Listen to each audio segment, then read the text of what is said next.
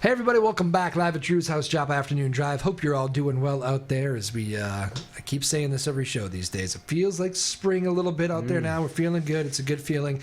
I know our next guest here has probably been putting in a lot of off-season golf work and should have the game ready here. One of the finest hockey coaches around, and he's been doing many years here at Newburyport. I'll let him tell us how many. Coach Paul Yameen of the Newburyport Clippers. How are you, sir? I'm well, Drew. How are you? Thank you for having me. What year was this for you now behind the bench? We just finished 21. 21? Yeah. Man, what a run. All right, well, we'll start with the bad news first. You guys lost a tough one. We'll get it out of the way. I got to call a couple of your games here for the TV and everything. You guys had a damn good team this year. Thank you.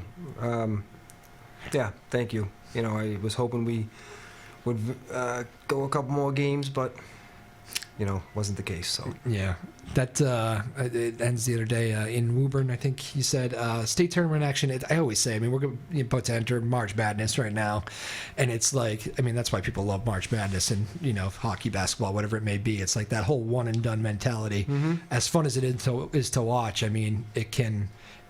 I think Belichick said, like, playoff football is one and done. It's like it's a crash landing. It just ends. You know, it's, you think you're going to go further, you think there's going to be a tomorrow, and then it's over. You know. Too quickly. Too quickly, yeah. It was, I don't know, Drew, I have a bad taste in my mouth. I don't want to sound like a sore loser or whatever you want to call it, but I don't... you thought your seniors got screwed. I do, yeah. and you know, I don't think it was a fair fight. You know, I'm all about a fair fight, and if we lose, we lose. You know, but we were forced to go play at their home barn, which nobody else in the state had to do. And, you know, 5 penalties in a game like that, after watching the film and seeing what I saw during the game, I'll sit here and say I will sit with anybody in the hockey world and sit down and watch that film. Yeah. And you tell me if we had 5 penalties. Yeah. Maybe 2. Maybe. Yeah. No, so, I know. It's you know, you have 12 seniors on the team. Yeah. You know, and it comes to crash and burn. And, you know, I get it. That's tough, but you want to go out feeling as though you were treated fairly, you know. Yeah. And 21 years I've been doing this is probably the worst I've felt. I was in attendance. Obviously, it's a professional level, but same deal. Game 7, I always say, and I know many people say this, I was there for the Bruins Lightning Game 7, the year the Bees won the Cup. Mm-hmm. And that has to be the greatest, certainly the greatest hockey game I've ever seen, probably the greatest sporting event. I can't imagine going to a better one when there were no penalties in that Game 7. You kind of felt like from first 10 minutes of the first period, you were like, might take one tonight. You know, mm-hmm. It felt like an overtime game the whole way through. And, of course, Nathan Horton wins it at the end. And there is something to that idea, and, like, we won't bash officials all day, but there is something to that of, like, just kind of staying out of it a little bit and letting the kids decide it on the ice, or the adults decide it on the ice even, you know, the pro level. Well, you know, I think if anybody watched the Gloucester game 3 days before that, 10 times more physical than the Woburn game. You know, and it was very evenly called as far as the penalties goes. You know, we had 2, they had 2, or we had 2 and they had 1, or one either way, you know? Yeah. And you know, it took anybody you talk to that watched that game would tell you the one thing: it was a fantastic, up and down, physical battle. Yeah. You know, which both teams could have won. I felt bad for the Gloucester kids; they played hard. They had 12 seniors too. Yeah. You know, and you know, when it's over, it's over. And I could see the hurt in their eyes on the ice. You know, it was a battle, and unfortunately, somebody has to lose that game. You know, and we just don't feel like it ended properly. Yeah. You know? But you almost, I mean, I know this in a weird way. I know it's not true, but in a weird way, you almost would have rather lost that game to Gloucester, because, you know, it's like it's a okay. Good answer, actually. Well played.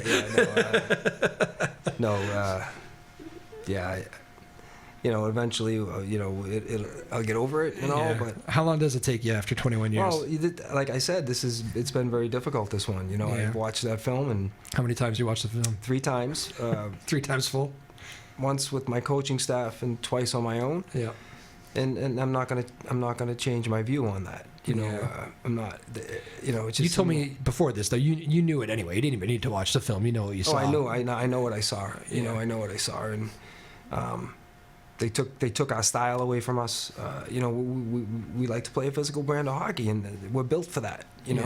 And our guys that play that style were both tagged for penalties. One had 2, and the other guy had 1, and they kind of backed off. Later in the game, we kind of backed off, and usually that's where we're wearing teams down later in the game. Like if you saw the Gloucester game or you saw the Dartmouth game, I think you saw that in the third period. We were the fresher team, and we wanted the puck more, and we didn't have a chance to play that style in the women's game, and that hurt us.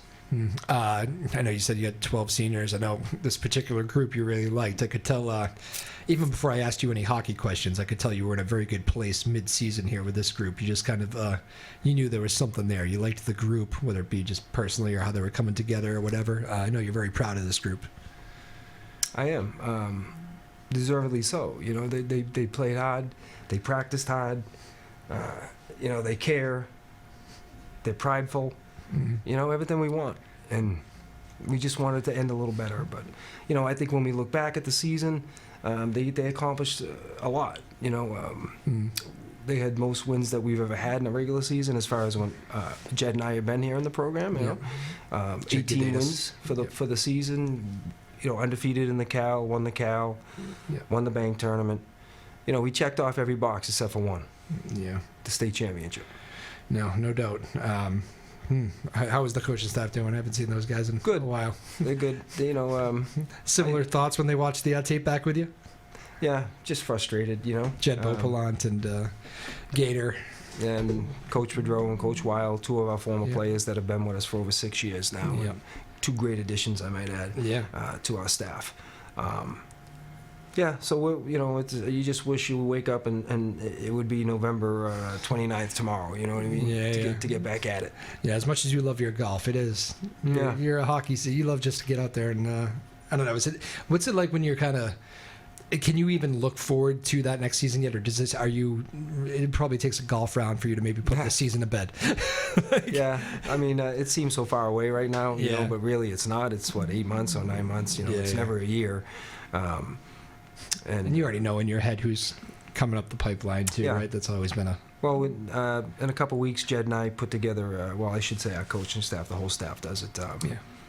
We get our 7th and 8th graders, and we run through a couple practices, and then we play the Triton guys, 7th and 8th graders. So get to know them a little bit before they come into the building, and, I already have a few of them with me in the morning hitting the weights. So there you go. You like to see that? Yes, I think that, I think there's proof in the pudding this year. We had 5 or 6 freshmen make the team. We had 3 play a lot of minutes for a freshman or for anybody really. And we had 1 that got a little bit of time here and there, and all 5 or 6 of them spent 6 months with me before the season. 6 to 8 months with me before the season, so. It definitely benefits them. It is something so many guys realize it later in their high school careers, right? But it's like the difference between a senior, which you just have 12 really good ones that are leaving you. The difference between a senior and a freshman, I mean, it's an adult versus a boy sometimes, And so if you can realize in those early high school years that if you put the, weight room work in, you can get yourself... Oh, there's no question about it. I mean, the year before last, we didn't have 1 freshman touch the ice. But this group of freshmen, they got it. They were with me in the summer, day 1, in June when they got out of 8th grade. Monday morning, they're with me in the weight room. So June, July, August, September, November, December, they're with me, and it makes a difference. It's the biggest part of coming in as a freshman, being able to withstand the physical piece of it, Like, you got a lot of skilled freshmen. They come in, they're good skaters, they're skilled stick work, but the physical piece, they can't match up, And that intimidation sets in, too. And like you said, you're a freshman playing against seniors. There's a big difference there, So... I think when they have that foundation, that physical foundation, it does wonders for their mental state as well. You don't want to go out there knowing that you're slower and weaker than your opponent. You'd rather think you're stronger and faster than your opponent, which makes you a little more confident, right? No doubt. Newburyport head hockey coach Paul Yameen joining us, putting the bow on a very great season from this very talented group of guys he had this year. We stumbled upon a very cool story. We were just talking outside. We had bumped into the John Moynihan from the Firehouse Center for the Arts. Your daughter, who I remember from back in, used to sing the national anthem before a lot of your games when we were calling them for the old radio station. She's doing great things. Now you just made me feel old before walking in this place, but what's going on? Yeah, she's living her dream, I might say. She's a singer, dancer, actor. You know, her dream growing up was to be on Broadway. Yeah. And so she went to University of Cincinnati. She got into their theater program, which was a very good program, and very competitive, as I found out. You know, being so that's what she got from Dad in that regard. Okay, I was trying to figure out where the theater and you know the show Dance Moms. I think it's real life. You know, okay, it's like the hockey parents. You know, they can get a little crazy. You know, sure. But she graduated, went to New York, got an agent, and she got lucky and signed a contract, 14-month contract to tour the country. Wow. All the big cities in the country. Mrs. Doubtfire. Wow. Yeah. What a cool experience that is, huh? Yeah. She's just, she was in Chicago for the past 2 weeks, and she flew into Memphis this morning. How about that? Yeah. That's fantastic. So those days, she was in high school, right? When she was singing back then? Before high school. Younger even? Yeah, I was going to say even younger. Yeah. Man, where does the time go? She did... Well, a great story is we're playing Gloucester in the semifinals, the Elite Eight round. I think it was the Elite Eight or four, one of the two. But we went to Salem State to play them, and there was so many people there. They had to open up the top deck. It was a fantastic hockey game. You know, two really good teams, physical teams, and skilled teams. And we were the home team, so we got to have the person sing the national anthem, so my daughter sang it, and you know, I don't know, fast forward 15 years, probably more than that. I'm sitting at the Boston Garden, outside the Boston Garden with my wife. We're going to a Bruins game, and a gentleman comes up to me and he says, Coach, and I said, yeah. And he knew. I looked at him like, he goes, you don't remember me? I said, no, I'm sorry, I don't. And he said, I did your Gloucester hockey game at Salem State this past, whenever it was, he said. And he goes, you know, the best thing about that game was, and that was a fantastic game, was the little girl that sang the national anthem. That's awesome. And that was my daughter, you know. And how's she doing now? I said, well, she's living her dream. Yeah. You know? So she stopped playing soccer and softball and started singing the national anthem for me, and the athletics kind of went out the window for her, but I think for a good reason, you know. Well, that's great, man. I'm happy to hear it. Yeah. Congrats. I'm jealous of that, to be that age and be able to have something like that takes you around the country. Yeah. She's she's grateful, but she's worked really hard, you know. And I see it from the athletic world, what you need to do to get to certain levels, you know, and it's the same in that world, you know. Right. Very, very, very competitive. I mean, the confidence that must have taken, though, to be that. However, what are you in middle school? I don't even know. But like, she started probably when she was 5 or 6. She started singing and dancing. I mean, I guess that's helpful when you're doing it from 5. But to go in front of those packed hockey crowds. Yeah, no, never had a problem doing that. I don't know where she gets it. It's a hard song to sing too. Trained singers come in here and they're like, I hate doing that. Yeah, like it's a hard song. Yeah, well, I got to do some of my favorites too. You know, like she's she'll do a couple Creedence songs for me. Oh, there you go. Yeah, so she shakes it up a little bit. There you go. You know, these are requests you get to make at the house before. Yes, okay. We'll sit at the fire and I'll have her do a couple tunes for me. Fantastic. My son plays guitar, so it's a family event. There you go. Campfire band. I like that. When that referee comes up to you and tosses, does that happen? I mean, after 21 years, there's not many runs like yours. It's just the day and age we live in, right? There used to be more runs where the same coach would be there for, 20 years, 30 years. Yeah. There's whatever the difference is in 2024. It happens less frequently. Yeah. And you have put together one of those campaigns, one of these just amazing coaching runs. That must happen to you a lot, probably more from the former player point of view, I would imagine. But what are those experiences like in real life? Yeah, no, I enjoy. I enjoy my former players, like I enjoy the current players, but I have different relationships now with my former players, almost more like friends than a coach-teacher. That does happen, doesn't it? Yeah, I play golf with a lot of them. Yeah. I'm the old guy, obviously, playing from the white tees, and they're banging it from the blue tees, but, that kind of makes it even for us. They still hit it by me, but, I'm okay around the green, so, I can make up there. But I really enjoy spending time with them and sharing their memories, Yeah. I mean, you had some stars come through. Do you find yourself following their careers when they go on to play college hockey or whatever? Yeah, and we have two of them on our bench now, Bill Boudreau and Jeffrey Weil, who both were a part of our state championship team. Mm-hmm. So, they really bring a lot to the table. Yeah. They're young. Our guys like them, like having them around, and Billy played at a high level and has a lot of connections out there. So yeah. I think it does great value to our program. You have always had that. It's probably doesn't work. You're not going to join your coaching staff unless you're not going to break up the fabric. It's a tight-knit coaching staff, I guess is what I'm trying to say.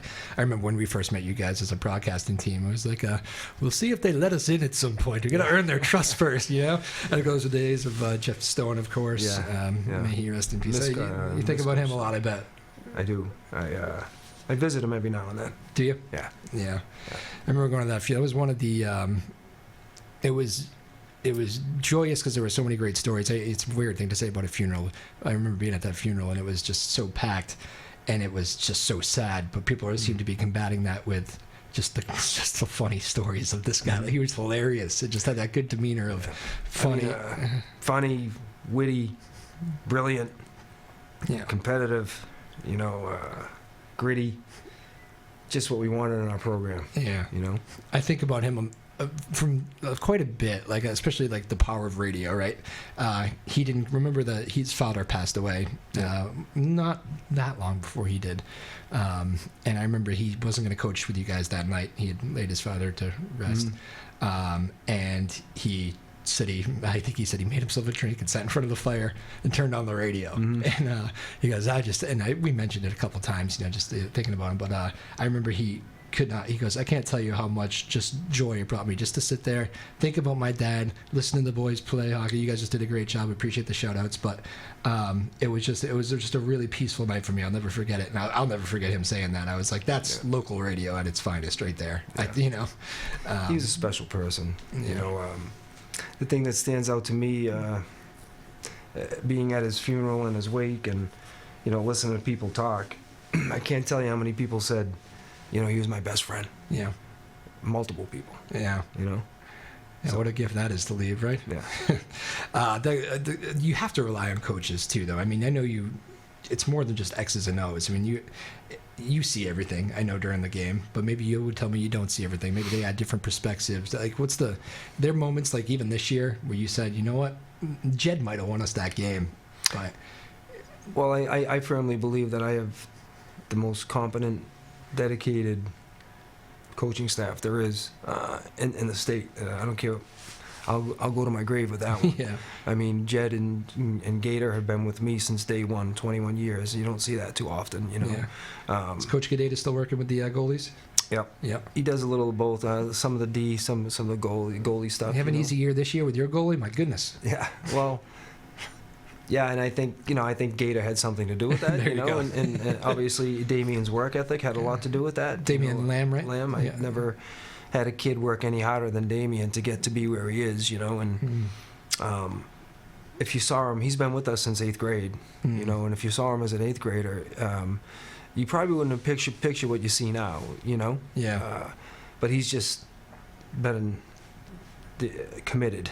110%, and it helped having Jamie Brooks in front of him for a couple of years. So he get to watch Jamie and how he did things, and I think Damien picked up a couple things from him. So yeah, but he certainly has overachieved, and I think knowing him the way I know him, I think that he'll come back better next year. Does it? It must scare. The goaltending thing is nice to have set for next year. Does it scare you as a coach, though? I mean, I know you've been through it before, but to lose 12 seniors is not easily replaceable at the high school level. No. not only, you know, their physical attributes, you know, that this group is fabulous group. Yeah. That's why it hurts, really. You know, I really wanted it for them, you know what I mean? Yeah. But you can legit still feel the pain in your voice. Yeah. But no, we have some good underclassmen. We have some really talented freshmen, and we have a couple 8th graders coming in that we've worked with, you know, and so we'll rebuild. We'll be all right. Sometimes I think I don't know if it's, I don't know what parents think. I guess I've never been in that position, but I think sometimes from a distance, you give a lot more than Bill Belichick when it comes to interview questions post game, but you're not exactly. I think you probably prefer not to do the post game interviews sometimes. You'd rather be in the locker room with your boys and that sort of thing. Not to put words in your mouth, but I think you're sometimes like that. And for that kind of hard old school exterior coach, I have never had a player say they don't love playing for you. Maybe it's just the ones that come in here, and I wonder. How do you have that kind of it's a tough program, like people know that you want these guys lifted in the off season a lot. They're going to get penalized if they don't do it. You want these guys working hard at practice. They're going to be in your doghouse if they don't do it. It's not like the epitome of a player's coach, I guess, maybe, but it's for some reason all these guys come in here and respect you and they love playing for you. I wonder how you have found the way to balance that tough guy old school mentality. But yet these kids, these high school kids, are like, yeah, man, I just love playing hockey for this guy. Huh. Yeah. Well, deal with that one. I kind of think back to my playing days in high school. You know, I played football and hockey in high school for 4 years, varsity. Freshman football, and then into varsity. 4 years of varsity hockey. I don't think that I had. I discuss this with my brothers all the time. You know, growing up, we grew up in Lawrence, Massachusetts, had a lot of love in my house, but not a lot of money. Yep. You know, and we didn't get the best coaching, really ever. You know, I think about it, from youth up into high school. My best coach was probably my squirts coach, Don Anderson. I still remember his name. Wow. Yeah. He was a good hockey coach, but after that, even I think about my high school years, terrible. And I've always wanted to be what they weren't. Yeah. You know what I mean? Yeah. Like, just commit to it and just try and be the best you can be. And, you know, that's all we do. And I think the kids see that. Yeah. You know, if we're committed and we're giving 110%, then I think they'll do the same, you know? Something about sports, right? I mean, like teachers, you remember teachers too, but I mean, for me, every great coach I ever had, I never forgot, you know? Whatever the sport may be. I mean, I played. Yeah, I mean, I don't think I didn't have much of that. You know, so motivates me to be good, be the best I can be. You know, for our guys. No doubt. Well, Coach Paul Yameen, congrats on a great season. I know you'll be back at it next year. What is it? How many more are you planning to go? 30 years? Is that what it is behind the bench? You're gonna give that away, or? Well. I love coaching. Yep. The fire is still burning mightily, I might add. Maybe more at this moment. Well, yeah, you know, it's still hard for me. And last year we lost in the same game. You know, we got to the Final 8 last year, and Canton was a little better than us last year. I'll give him that. We lost 2-0, and it was a good game. But that's become a great rivalry for you guys, huh? Yeah. Haven't gotten them in a while, 4 or 5 years. We haven't gotten them, but we lost this year in overtime. Lost, you know, last year 2-0. But when you lose to a team like Canton, as much as you hate losing, you know you're losing to an outstanding program. You know, they're one of the best in the state consistently. And, you know, we kind of want to model ourselves after that. You know, just try and be consistently looked at as a good team. And you know, if you're going to play us, you're going to have to bring your A game. Yeah. So back to the question, another 9 years? You going to get to 30? Definitely not 9. I definitely have another one in me. I can tell you that. Are you literally going year by year at this point? Do you have to kind of give yourself you know, like look yourself in the mirror, check, and the teaching part of it is not what it used to be. I'm not going to say much more on that. Teaching inside the school, or teaching as a whole. Teaching, okay. Teaching as a whole, like education today. You know. Yeah. That you have seen. Yes, you have seen changes. Well, I think we tend to make it too easy on our kids. Yeah. And in my world, it could set you up for failure later on. You know. Yeah. Probably shouldn't speak anymore. Well, it's the teaching. It's the old school mentality I was talking about. And then these kids love playing for you. Discipline has to be a part of people's lives. You have to have discipline in your life. Yeah. You're not going to be successful, if you don't have that. There are a couple things that I've lived by in my life, and that's one of them. I mean, discipline has always been a part of my life. Not to say I've never done anything wrong or stupid, I have, but same here. I like to think I've learned from those mistakes, Yeah. and you'll never achieve success if you're not able to handle failure in life, and so you got to have thick skin in this world, and I don't think we're developing people that way. Well, there you go. I know it's probably different when you can bring it. I don't know. Is there teaching in the school versus the ice hockey rink? There probably, there's similarities obviously between teaching kids hockey and teaching kids in the school, but there is probably a level of a little bit more freedom on the ice to. Hockey's a physical game. Mm-hmm. Let's face it, it's a very fast-moving physical game. Well, I'll say one thing. I remember one thing one of my coaches said to me, and it's the truth. If you want to get your frustrations out as a kid, you got built-up frustrations. You do it on the ice, or you do it on the football field. You can do things out there that you would get arrested for on the street. Right? Yeah. And I'm not saying you're going out to hurt anybody, no. But you can go out there and release your frustrations. They played very physical, penalty-free games this year. Correct. We're just trying to separate people from the puck. The object is to maintain possession of the puck, right? Yeah. Things a few officials heard this year, huh? Yeah. Oh, please, don't get me going. Coach Paul, I'll say this, okay? All right, yeah. 5 losses. Yep. In every single game, we had over 10 minutes in penalties. Yeah. 18 minutes. We actually won a game this year against Linfield. We had 18 minutes in penalties. They only play 60. 16 minutes against Masco, we lose in overtime. We had games where we had 1 penalty, 2 penalties, and then we have 10. Yeah. And we don't play any different style, Penalty killing wears you out, too. It does 2 things. It wears you out, and it takes away momentum. Yeah. Any momentum you have, you get nailed for a penalty, then it switches, right? Yeah. You're killing. You're on. It's just the way it is, And if you look at that I'm going to go back to the Woburn game. Yeah. We score, tie the game. Not a minute later, maybe this phantom call.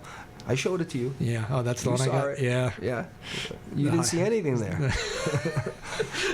I know it's never good when I get a text from the coach that says, "What do you think he called here?" And your response was? I think I said, "Does he anticipate a trip, a hook? Don't tell me it was interference." And my response was, "None of the above. A high stick." Yeah. I've showed that one around a little bit too. There is well, it is not a high stick. Drew, I don't know what it is. Maybe it's the 20, you're a head coach for 21 years. And, I'm not the person on the street as the guy in the rink. I'm not that guy on the street. You know what I mean? Yeah. So it's like the adrenaline, the intensity, competitiveness. Yeah. You get into it a couple times with refs. I've never been thrown out of a game. I've never been. Is that true? Never been. I know where the line is drawn. Yeah. And I have not crossed that line. Yeah. But I don't think we're treated fairly, and I have years of proof. Huh. Wow, I don't think I realized. I kind of think I probably would have assumed that maybe something did happen on one bad night. You get thrown out, but never been thrown out. Never. Good for you, I guess. Maybe you wanted to a few times. I've had assistant coaches get thrown out. Oh, yeah? Yeah. That does happen. I went to the UMass Lowell basketball game the other night, about a week ago. UMass Bryant. They were playing for second place. Big game. And these refs, man, one of them woke up on the wrong side of the bed. I've never seen 7 Ts in the game. Mm-hmm. Assistant coach for Bryant got tossed from 50 yards away. So police escort out of the building. It was incredible. Well, look, I know refereeing's a hard job. Sure. I don't expect them to get everything correct. I don't. Yeah. But be consistent. Be consistent. And as a coach, I get evaluated. Yeah. I have people evaluating me every year. Yeah. And I should. Right? I'm okay with that. Why don't the refs get evaluated? Yeah. They're campaigning for a raise. Okay, you want a raise? Fine. Agree to being evaluated, and let's take these things into account. And as hard as a job as it is, I played sports my whole life. Nothing bothers players more than when you feel like refs are just kind of getting involved And they don't have to be. Right. You know, in any sport. You know, no, and the first thing they tell you, they come in your room for the MIA games, for the state tournament games. Yeah. You know, we don't want to affect the game here. We're not here to take charge. Blah blah blah. Yeah. Yeah, man. Well, if you want more conversations with Coach Yameen, he'll maybe be making a tea time very shortly here. You been swinging in the off season, or? No, I was hoping to keep putting the skates on, but Yeah. I'll start shining up the club soon. Yeah. Yeah, you're gonna be. Where are you playing around here mostly, or? Yeah, I played. I don't belong anywhere. I play different tracks. You know. There you go. I enjoy that. I know we say this every year. We'll try to get out one of these days here, and I'll probably hit from the white tees with you. Yeah. Well, how old are you, Drew? I'm 37. Oh, geez. Yeah. Yeah. Yeah. I'm 58. See, you already scared the hell out of me because I hit a good ball, but what you said is where the game really matters. You're sharp around the greens. Yeah, I don't hit it long. I mean, not anywhere near. I never did hit it long, but I don't hit it long. I used to be able to putt the ball too, and like as I've gotten older, I don't know. And my short game's just. I don't know. Well, I mean, clear the head or something. It's like anything else. I think you have to have. You need the hands around the green, and you got to practice, right? Do you practice that? I don't practice. I don't practice enough. I don't play enough. No, I'd rather go out and play than practice. Yes. So get frustrated, have a couple bad holes, destroy my round, and Why are so many hockey guys good at golf? Patience. You think so? Is that we were actually talking about this the other night because we were talking. I had recently bumped into Ray Bork and just had talked about how he's playing all the time. He hits a good ball and all that, and of course he does. He's a hockey guy. Yeah. But like hockey guys for like the beginning of time have all been good golfers. And yeah. Well, I mean, there's similarities. I think a little bit there. Yes, but there is with. I don't know. It's not just the slap shot motion. I know some hockey guys that are not good golfers. Okay, there you go. I'm not going to throw any names out because they're my friends, but yeah. Very good. All right, Coach Paul Yameen, well, thank you so much, man. We appreciate you coming in. It was very nice of you to do it after a season that ended the other day, not the way you wanted to, but I know sometime on the golf course this year you look back and go, that was a hell of a ride. So yeah, I think so. Still disappointed, but I think so. I'm proud of the group we had very much. And we'll have you ready for group number 22 next year as the head coach, right? Yeah. Yeah. That's the plan. God willing. Very good. Maeve Power, Sarah Hayden, Maya Gaspin, Ryan Rothberg, our small but mighty team here in Newburyport. Thank you guys so very much. Coach Paul Yameen, Newburyport Clippers Hockey. Until next time, live at Drew's house.